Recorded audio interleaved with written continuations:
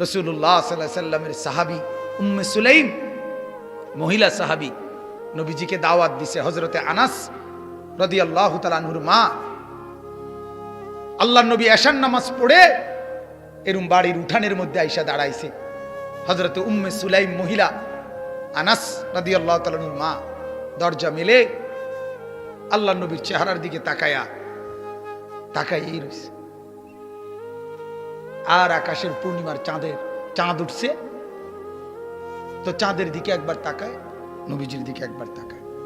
আল্লাহর নবী কিছুক্ষণ পরে বললেন, উম্মে সুলাইম, এটা কি ধরনের মেহমানদারি? আমাকে দাঁড় করায় রাইখা বসারও কোনো ব্যবস্থা না, ডাকারও কোনো না, মেহমানদারিরও খবর না, কি দেখছো? এই কথা বলাতে উনার থিতাইছে, মানে উনি তো হারায় গেছিল। তো চোখের পানি ফেলে বলছি, ইয়া রাসূলুল্লাহ, দেখছিলাম পূর্ণিমার ওই চাঁদ সুন্দর নাকি এই চেহারা সুন্দর?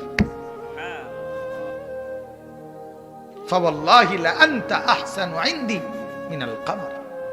আল্লাহর কসম নবী, পূর্ণিমার ওই চাঁদের চাইতে আপনি অনেক বেশি সুন্দর।